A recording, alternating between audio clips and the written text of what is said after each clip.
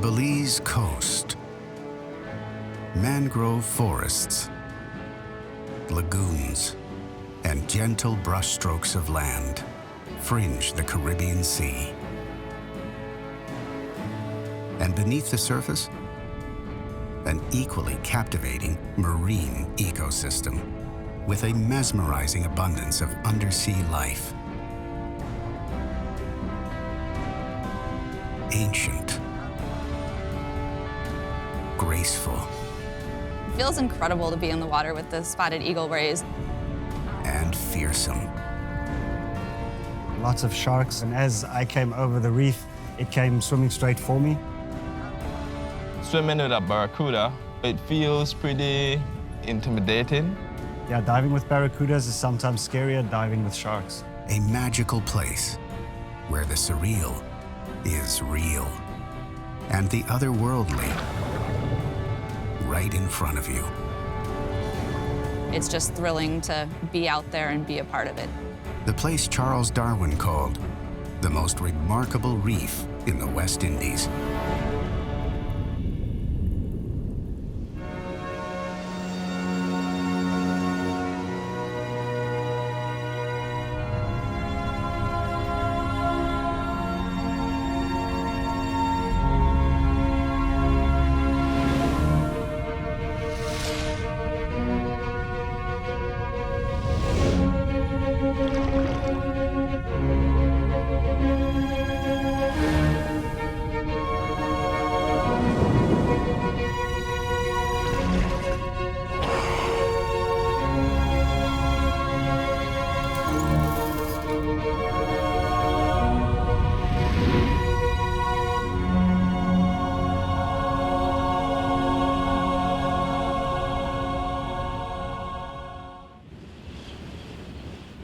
The Belize Barrier Reef, ranging as far as 40 kilometers off the Belizean mainland, on Central America's Atlantic coast. The largest barrier reef in the Northern Hemisphere, second only to Australia's Great Barrier Reef. It is home to more than 500 species of fish and over 100 types of hard and soft coral. These coral are some of the most fascinating living creatures on the planet.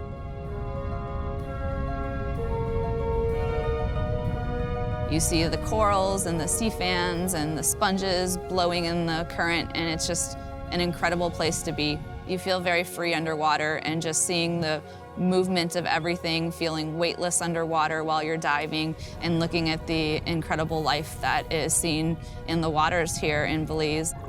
It's just thrilling to be out there and be a part of it.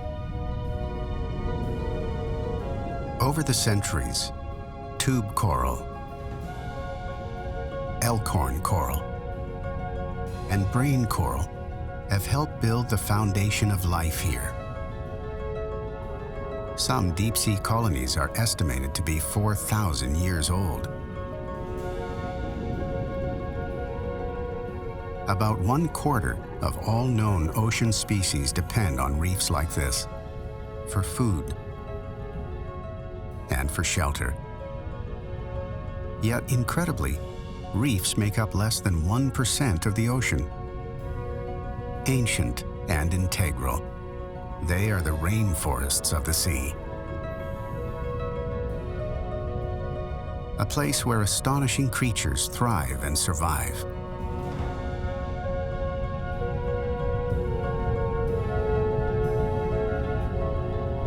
One of the most captivating is the spotted eagle ray.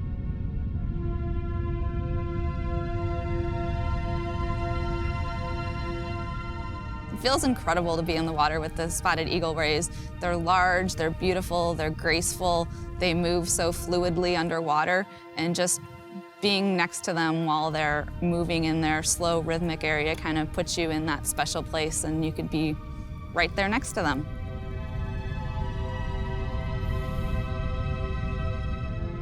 At a weight of up to 230 kilograms, this flying leopard of the sea is far from the largest of the stingray family. But their 3.5-meter wingspan is equal to the world's largest bird, the wandering albatross. The spotted eagle ray has a long, poisonous whiptail, used to defend against predators. Failing that, they use size and speed, and are able to jump clean out of the water to evade attack.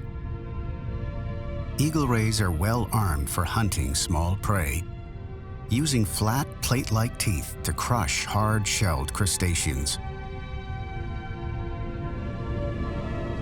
But these are gentle creatures, and run-ins with humans are purely accidental.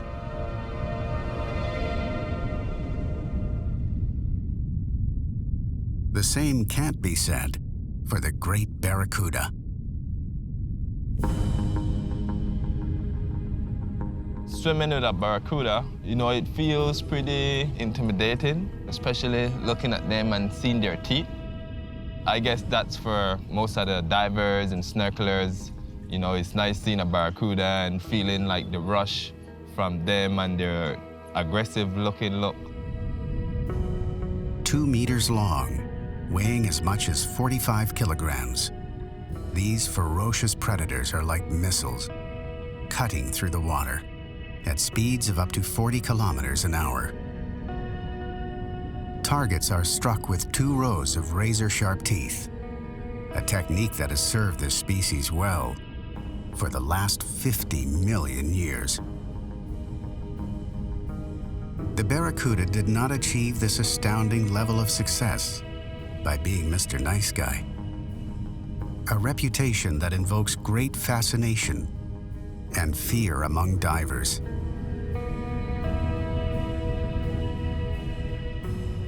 Barracudas do have the tendency to go for things that shine, like a metal or something like that. And there's been many reports of people diving with either earrings or wedding rings and things like that, where barracudas did, in fact, attack them, bite a finger off, bite an ear off. So yeah, diving with barracudas is sometimes scarier than diving with sharks. Fortunately for divers, human flesh is not the first choice of the barracuda. There's plenty of food on the reef, if they can find it.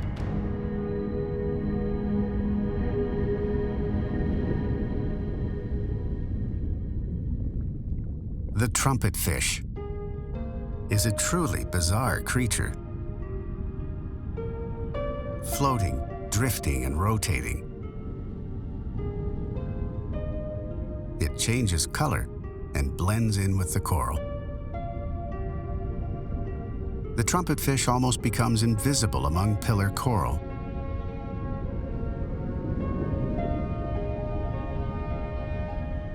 Predators can't see it, and neither can its prey.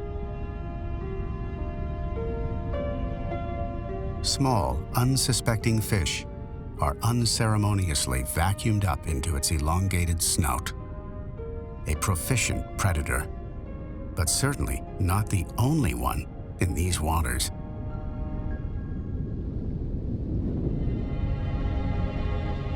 The peacock flounder. Like a common flatfish, but from another planet. It has the incredible ability to match the color and texture of its surroundings within seconds.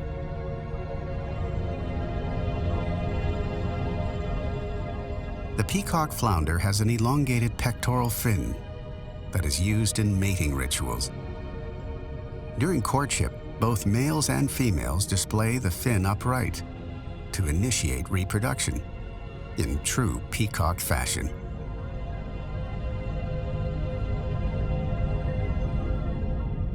The peacock flounder has evolved with both eyes on one side of its body. Each moves independently from the other, providing the flounder with an incredible panoramic view of the ocean above. At the slightest glimpse of predator or prey, it simply vanishes.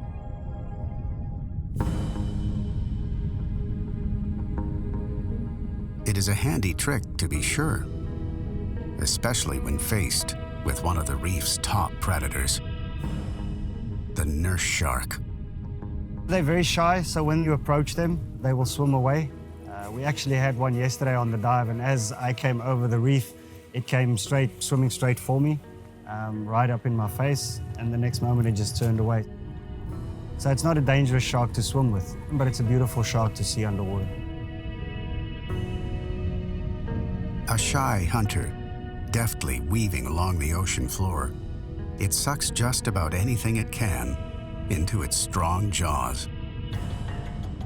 The nurse shark has a boundless menu on the reef, crushing hard coral or shellfish, devouring squid, small fish, maybe even a peacock flounder, if it gets lucky. Unlike the peacock flounder, red lionfish are easy to spot on the reef.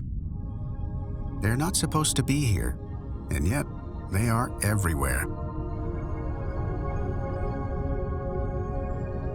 Lionfish are native to the Indo-Pacific region and were accidentally introduced into the Atlantic more than 20 years ago.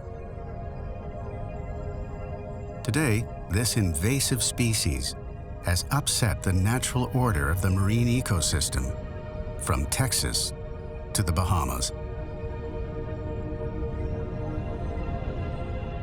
For them, this strange and beautiful reef is like a 24-hour, all-you-can-eat buffet.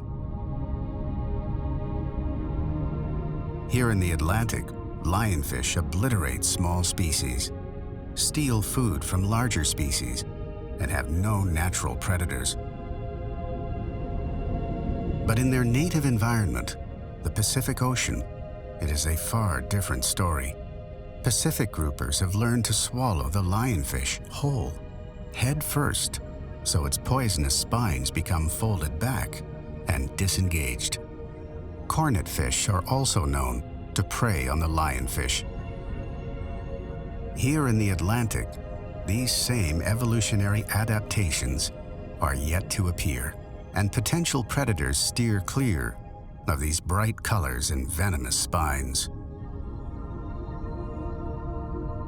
For predators, learning how to hunt lionfish could take decades, if it's even possible. And there's no strong evidence to suggest that it is. Divers try to keep lionfish numbers down by spearing them whenever they can. Once we spear them, we injure them, and then the sharks comes along and they eat them because they can't defend themselves anymore.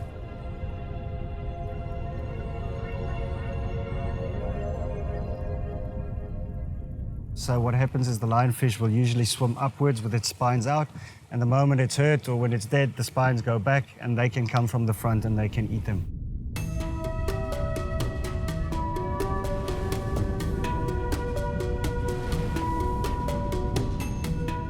In the meantime, there are other species that have developed a taste for lionfish, including the queen triggerfish. You'll find the queen triggers anywhere from shallow reef, 2-3 feet of water, down to 100 feet.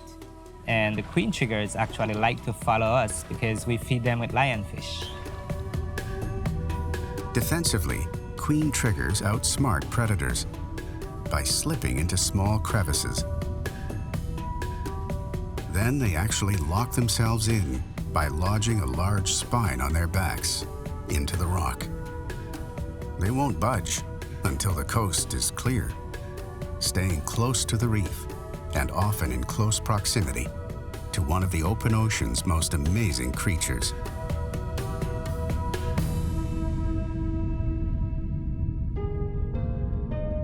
Mates for life. Banded coral shrimp are usually found in pairs. Their crimson and white stripes are one of a kind.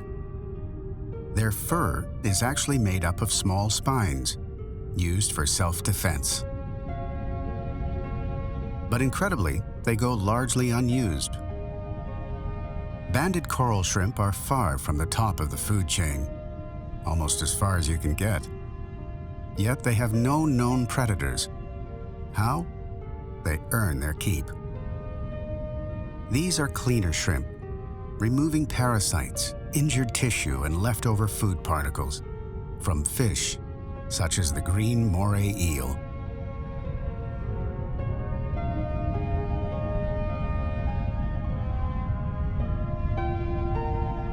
Even more amazing, the banded coral shrimp advertises its services. When hungry, it's been observed dancing to make itself visible to potential customers. For the large predators of the Belize Barrier Reef, the banded coral shrimp is more valuable alive than dead.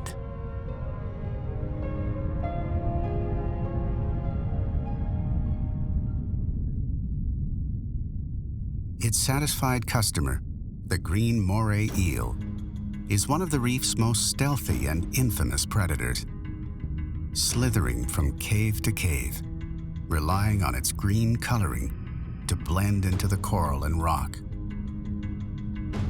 Even at lengths of up to 2.5 meters, the green moray eel is a hard-to-catch target. For predators such as the barracuda, it rarely leaves the tight quarters of the caves and holes in which it lies, in wait for passing prey. The green moray has an astonishing ability to swallow entire prey whole without expanding its body. Most fish rely on suction to swallow prey whole, but this process makes the body of the predator expand significantly. It just can't be done in a small cave, unless you're a green moray eel. They catch their prey in their jaws, and incredibly, the prey is pulled down into the throat by a second jaw that launches out, clamps down, and pulls. No suction, no expansion. It's a sci-fi horror movie come to life.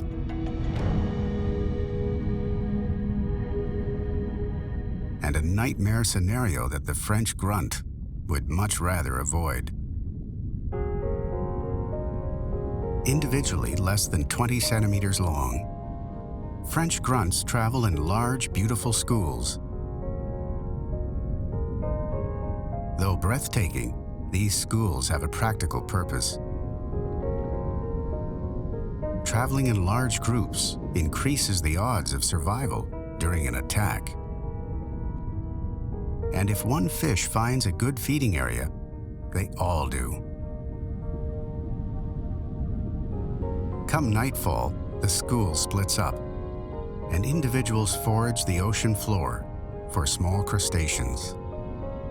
Swimming solo, they must be extra vigilant, for they are one of the tastiest fish on the reef. All the barracudas out there, even the dolphins, they love the grunts. You see them all around, and they make like grunt noise, actually, just like their name, so they're going like, grunt. It's one of the fish we found that the dolphins like because of their noise they make. The grunting noise is actually the sound of small jaws grinding together, though the reason for this remains unknown.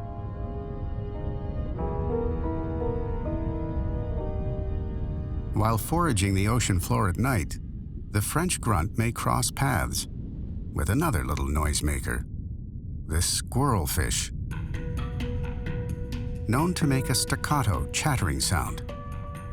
Not unlike that of their terrestrial namesake, they're actually called squirrelfish for a different reason. A third spine that juts straight up, like a squirrel's tail.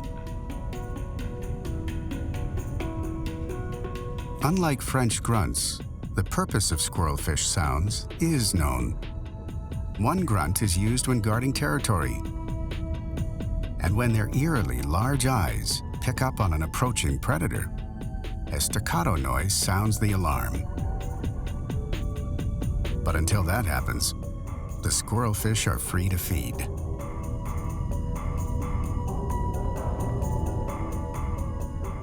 And one species they may try to take a bite from is the sea cucumber, one of the most common creatures in the sea, yet it is like something from another planet. Sea cucumbers are echinoderms, related to sea stars and sea urchins.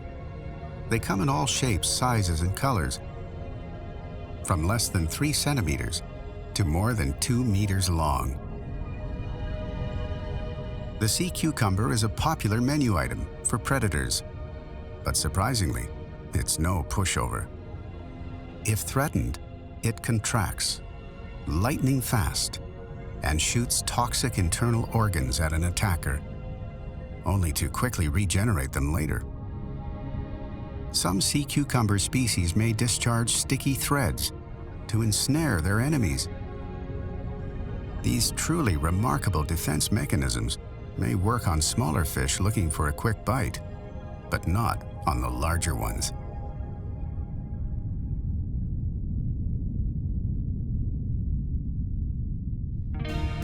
The southern stingray. These diamond-shaped rays are expert bottom feeders, reaching up to 2 meters in diameter and more than 90 kilograms in weight.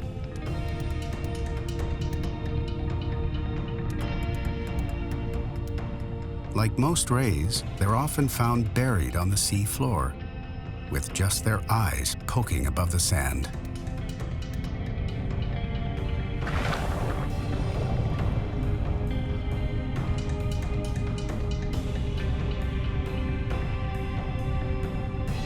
The southern stingray avoids reef walls and rocky areas. Its hunting and hiding techniques are strongest on the sandy sea floor.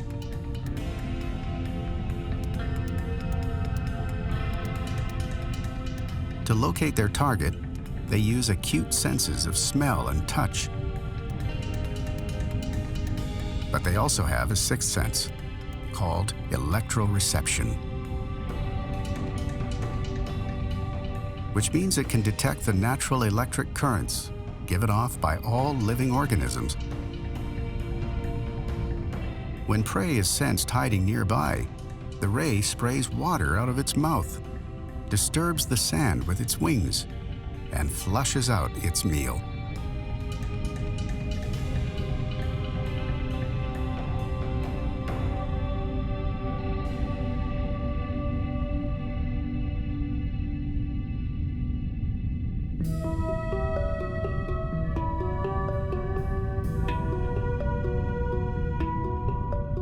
The southern stingray's much smaller cousin is the yellow stingray.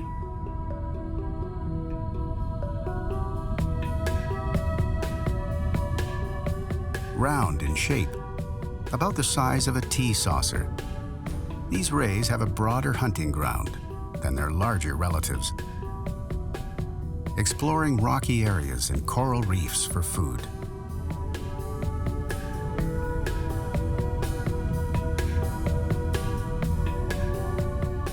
But they use their most clever trick in the sand. When the yellow stingray senses nearby prey, it raises its snout to create a cozy-looking nook for a small creature, luring them into what appears to be a safe harbor. Southern stingrays fall prey to larger fish, such as tiger sharks. They are able to avoid predators by hiding in the sand or exploding with quick bursts of speed.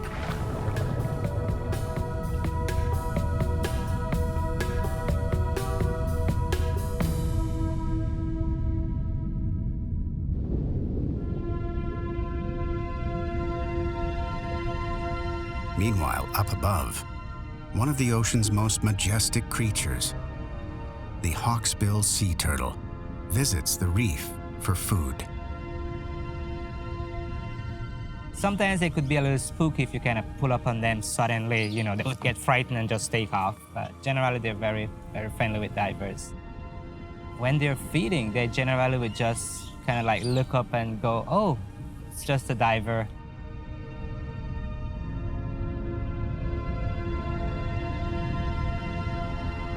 Named for their bird-like beak, they are one of the smaller species of sea turtle, growing to about 70 kilograms. Hawksbills have a pair of claws on each flipper, something that sets them apart from other sea turtles.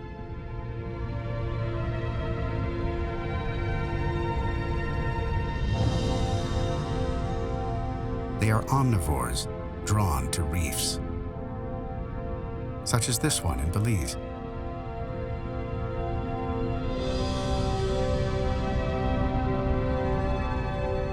Here, they feed mostly on invertebrates, like sponges, algae, or sometimes even fish.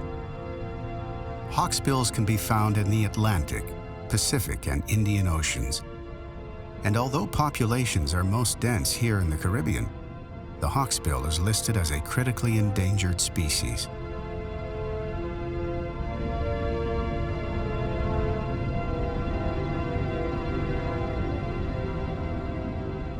Its beautiful shell makes it a target for poachers who profit from the illegal sale of the tortoise shell, used to make jewelry and other ornaments.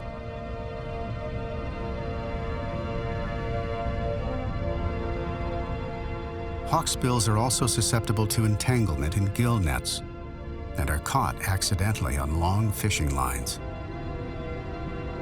The decline of the hawksbill is bad news for the Belize Barrier Reef. These ancient creatures remove sponges from the surface of the reef, allowing better feeding access for fish.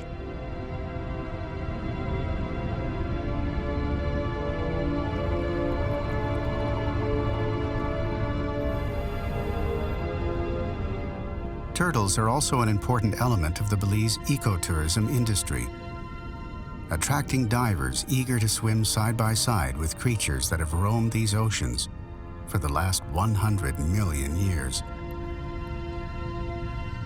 Here on the reef, hawksbills often cross paths with their much larger cousins. The green sea turtle, weighing as much as 225 kilograms. They've been known to snack on sponges and jellyfish, but for the most part, these gentle giants are herbivores, feeding mainly on grass and algae. The pigment from this predominantly green diet colors their fat. This is how they earn their name. Like all species of sea turtle, they face incredible odds of survival. For every 1 to 200 eggs laid by a female, just 1% reach sexual maturity, which can take as long as 35 years. But the lucky few who make it can live to 80 years or more. These sea turtles have likely migrated thousands of kilometers to forage here from their breeding ground elsewhere in the Caribbean. They'll shuttle back and forth for their entire lifetime. Incredibly, every 2 or 3 years, female hawksbill and green sea turtles will return to the exact beach on which they hatched to lay their eggs. Long-distance swimming is a part of their DNA. The ancestors of this ancient species once swam side by side with prehistoric creatures. The oldest known sea turtles date back about 150 million years, 85 million years before the dinosaurs became extinct. Just like the prehistoric giants with whom they once shared the earth, sea turtles are reptiles. They breathe air, but are able to hold their breath for unbelievable amounts of time. When resting or sleeping underwater, a sea turtle can go 4 to 7 hours without surfacing. But the time is much shorter when the turtle is actively foraging. Quite possibly for seagrass, which can be a hard meal to catch, if it's in fact not seagrass at all. These are garden eels. The width of a straw, they are usually about 40 centimeters in length, but you're not likely to see that much of them. The garden eel uses its hard, pointy tail to burrow into the sandy sea floor. Slime on their skin cements the walls of the burrows, preventing cave-ins. Here they will stay for most of their lives, surviving on plankton that float by, continuing their expert imitation of billowing seagrass, or simply vanishing.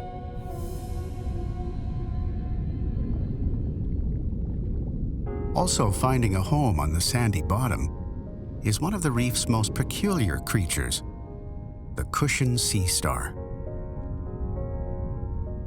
There are about 1,500 species of sea stars in the world's oceans, occupying the seabed, giving rise to questions such as, are they alive?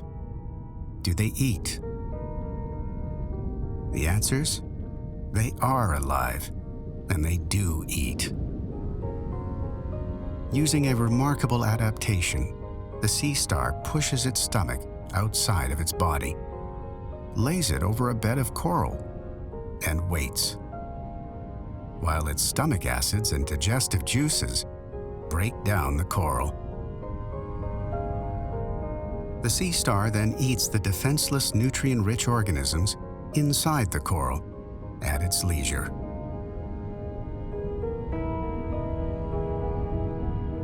These insidious, slow-motion killers also threaten the coral reef. If left unchecked, they can consume vast amounts of coral, leaving a trail of devastation in their path.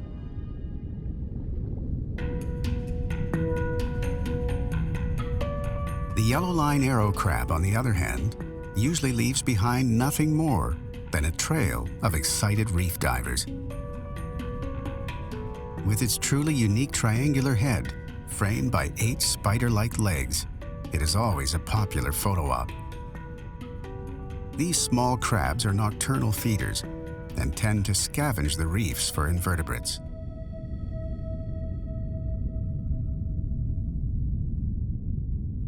Moving nimbly around the reef is the smooth trunkfish.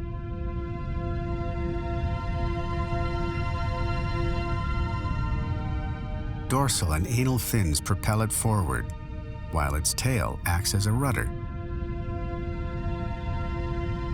They're not fast, but they don't need to be, to snare the small plant and animal particles on which they feed. Occasionally, they blow at the sea floor to uncover hidden morsels. If bothered by a predator, such as the nurse shark, the smooth trunkfish does not need to flee. When touched, it secretes colorless toxins, fatal to predators, who are usually warned off by the bright colors of the potential prey.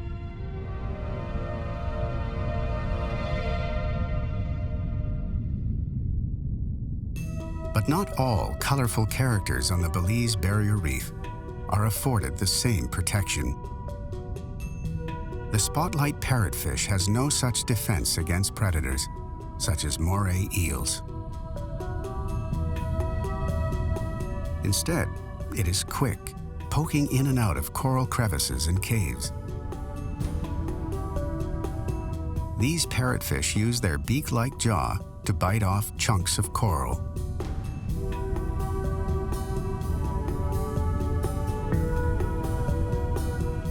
Specialized teeth in the throat, designed for crushing, release the nutrients from algae and the coral itself. This ability to consume one of the most plentiful food sources in the reef is a powerful survival adaptation. But the spotlight parrotfish has an even stronger one. When population densities are low and breeding slows down, females can actually become males in order to help repopulate the species.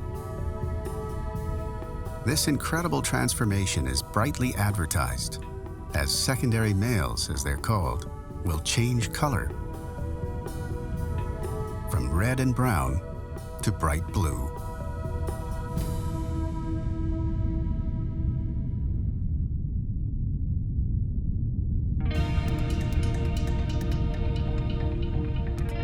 Here in the Belize Barrier Reef and on reefs around the globe, shimmering creatures glide weightlessly through rocky coral. Angelfish.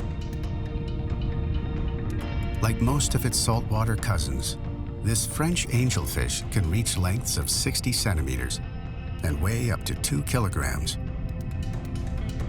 Feeding on sponges, algae, and invertebrates. Juveniles act as cleaner fish, removing parasites from grunts, snappers, and moray eels.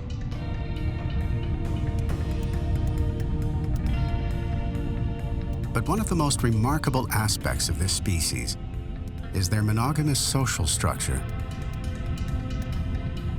Angelfish, such as these gray angels, remain loyal to one mate.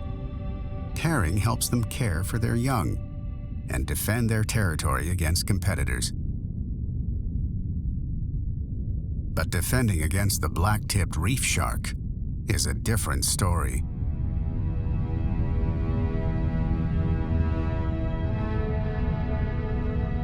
As a species, sharks date back 450 million years.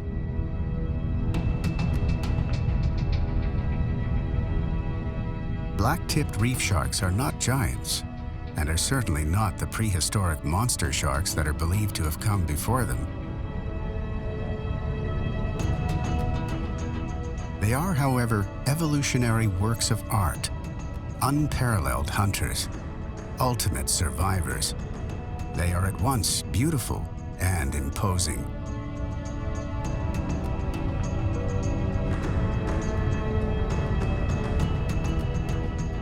For divers, being eye to eye with these ancient hunters is an adrenaline rush like no other. My favorite dive spot will definitely have to be the Blue Hole. There's a dive there called the Playground. Lots of sharks, silver reef sharks, black-tip reef sharks. So it's amazing to go down there and to hang on a depth of about 60 feet, and then you're having the sharks swim around you all the time until the end of the dive.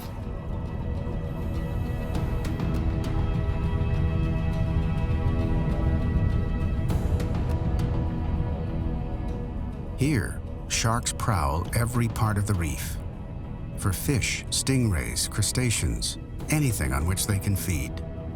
Razor-sharp senses help them find food.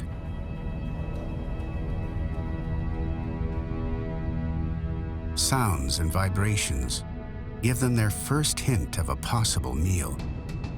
Superb sight and smell draw them closer to their target. Then, their secret weapon, a sense organ called ampullae of Lorenzini, is what sets them apart. All living things give off a faint electric charge, and all sharks have the incredible ability to detect this. So even if they can't see it, smell it, hear it, taste it, or touch it, they know where their prey is and can expose its precise location. Multiple rows of teeth help them devour their prey. Sometimes the hunt is less about sense and more about speed.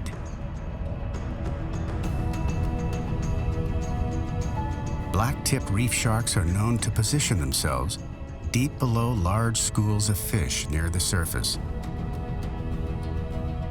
before shooting through the school and into the air like a rocket in the hopes of ending up with a mouthful of fish.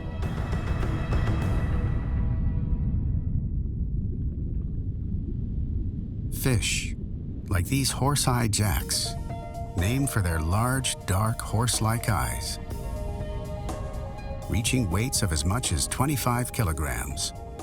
These rugged, bony fish can be a substantial meal for top predators. In a school, they are a sight to behold. Like other schooling fish, horse-eye jacks find strength in numbers.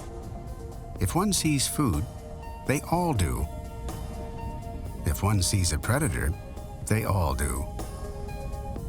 Their colorings are also an advantage. Dark on the top, they blend with the ocean floor. Lighter on the bottom, they they blend with the sunlit surface. Horseye jacks hide in plain sight from predators above and below. But jacks aren't the only schooling fish on the Belize Barrier Reef. The blue tang. Their fins and scales reflect light in boundless shades of blue. Their flat, broad teeth are perfect for nipping algae from the reef. And if a predator happens upon them while they eat, it's in for a nasty surprise. Two sharp spines, one on each side of its tail, stick straight out when the blue tang feels threatened. These spines are sharp enough to slash an adversary. It's no wonder this species is nicknamed the blue barber.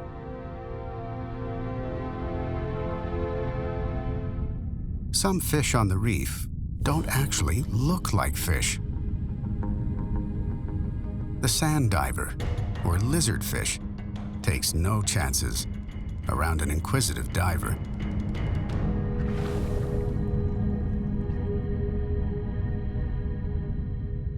The lizardfish would also be wise to steer clear of the pufferfish. It may look like an easy meal, but pufferfish carry deadly toxins and have the ability to inflate several times their normal size, larger than the mouths of most predators. The tetrodotoxin in pufferfish is 1,200 times more poisonous than cyanide. Some puffers have enough toxins in their bodies to kill 30 adult humans. But divers are more likely to be killed by one of these fish in a restaurant than on a dive. Pufferfish are a delicacy in Japan, specially prepared by licensed chefs to have the toxins removed.